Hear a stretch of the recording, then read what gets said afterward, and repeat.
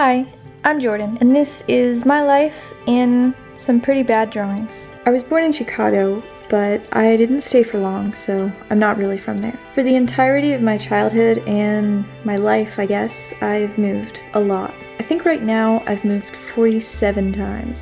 I'm the oldest of 9 kids, and I grew up being homeschooled, so when we moved, all my friends and my school would basically move with me. As a kid, I always loved learning and reading and discovering new things. I had a big imagination and was always inventing things. My early childhood was really happy. During that time, my family was pretty wealthy, and we always lived in big houses and never really had any stress or worries, it seems. Not that I can remember anyway. That changed when I was about 10 years old. My family joined a church which actually turned out to be a religious cult. Through some really terrible advice thanks to the cult and some other factors, my family lost their wealth and started to stress about money a lot. The cult that we were in was really restrictive, and a lot of things that normal kids could do were forbidden and unthinkable for us. The cult also had this theory that being passionate about anything other than God, that is, was evil. And that caused me a lot of sadness growing up because I've always been a really passionate person with big dreams. Repeatedly, as a kid and teenager, whenever I loved something, it would eventually be taken away. For example, I've always loved writing. I actually wrote 5 novels as a teenager, and one of them was 800 pages. I loved writing, but loving anything was wrong. Evil. Made me a bad person. At least, that's what I was raised to believe. So one day, this huge handwritten book that I'd been working on for over 2 years was thrown into the trash, and I was forbidden from writing anymore. Scenarios like this, with something I loved being forcibly taken away from me and then forbidden, happened a lot growing up, but that one was probably the worst. And I didn't write anything again for another 7 years after that. My teenage years were a really dark time for me, and based on what I just said and some other things that happened, I was severely depressed. And I still have scars today that remind me of how it felt to be completely hopeless with every passion in my life taken away. Another big struggle was school. I'm kind of a nerd, so I actually loved school. I loved learning and books and discovering things, and I still do, even though I'm not in school anymore. But in the cult, girls were raised to get married and have kids, and that's it. Marriages were arranged pretty young with the help of the cult leaders. There was no such thing as dating in our world. So education for girls was more limited, and girls in the cult that chose not to go to college were praised. Girls that did were whispered about. I was accepted into an excellent university, but my parents and everyone around me was very unsupportive. They went to pretty crazy lengths to try to keep me from going. It's a long story, but I was determined, and I did end up leaving home. Still, the night I moved out, my parents wouldn't come out of their room to wish me luck or say goodbye, which made me really sad. I thought that once I moved out, everything would get better. I hadn't seen very many movies or really any TV shows in my life, but somehow I had this picture of the outside world where all these people in the movies that I had seen were smiling and pretty and wearing fashionable clothes and had these awesome lives, and that's what I pictured the outside world would be like for everybody. But it wasn't that easy.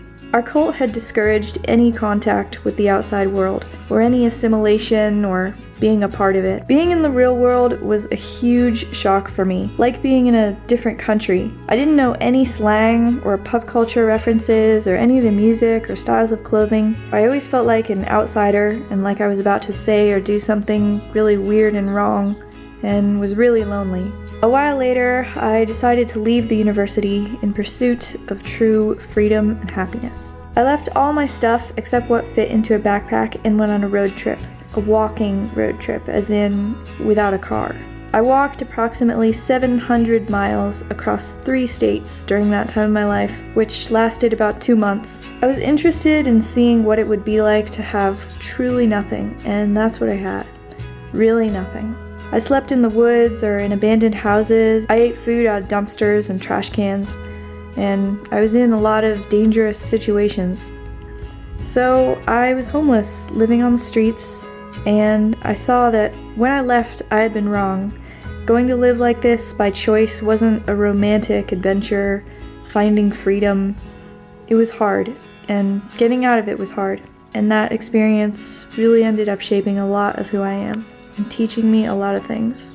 From there, I went to Miami and decided to stay with a guy that I had met back at university. In a pretty big contrast, I now found myself living in his fancy apartment, driving his luxury cars, wearing designer clothes, in this very glamorous lifestyle. But none of that was me, so I left to go live in a super tiny apartment because that was all I could afford on my own. I started modeling, and one shoot turned into another, and pretty soon I was really busy modeling full-time and making a good living. Most of this modeling involved taking off my clothes. Although some people might not have been comfortable with that, it made me feel empowered and free. And no, modeling isn't a code word for something else.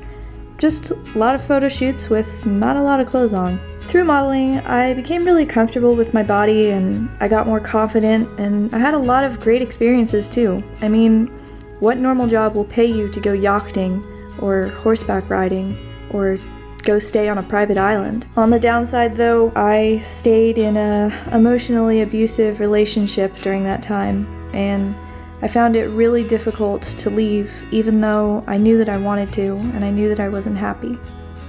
Once I did, I fell in love for the first time with one of my photographers. This guy and I planned to move to Europe together, and I thought I had finally found it, a way to be free and happy. But one day, without any warning, the guy walked out of my apartment and disappeared. I called, I texted, I waited, nothing. And no explanation about why. I did end up talking to him again years later, but I still never found out why he had just disappeared like that. I was really depressed after this. Entire months of my life just disappeared. After that, I worked at an incredibly stressful job that I really hated, but I was a hard worker and I kept getting promotions, so I stayed. I thought that that's what grown-ups are supposed to do. I dreamed of traveling and finding a way to be happy, but I kept working. And years passed by. One day, not too long ago, I saw some videos on YouTube about traveling. I watched another video, another, and another. I was a little obsessed. And within a week, I quit my job. I worked really hard to save up money to go travel. I started modeling again for a few months, did Airbnb, gave tutoring lessons, anything. And I did save up a lot of money. But life happened in a good way. My sister got engaged, there was family stuff going on, so I didn't end up leaving for my trip. Instead, I invested those savings in the stock market, which ended up going really well for me. I kept working as one of the managers at a coffee shop, and that went really well too. My life in Miami was pretty good now, but I realized time kept passing by, and I still hadn't traveled or really pursued the dreams that I had. So one day, I booked a ticket to Spain, and I left on a 3-month trip in January of 2016, and started filming YouTube videos about it. When the 3 months were up, I decided not to take my return flight home and to keep traveling with no destination and no end date. I met this guy who really inspired me, and he ended up leaving to come travel the world with me. My whole life I had been searching for a way to be happy, but I learned that no one thing is ever going to completely make you happy, and being happy isn't something that you eventually get to and find and then you're there. It's something that you actually do. So now I'm traveling the world, doing what I love. I don't have this 100% perfect life, and I don't think that anybody really does, but I am really, truly happy with how my life is now. So that's kind of the story of my life in an abbreviated version. If you want to follow my travel adventures, then that would be great, and you can subscribe right here. Thanks for watching. Bye!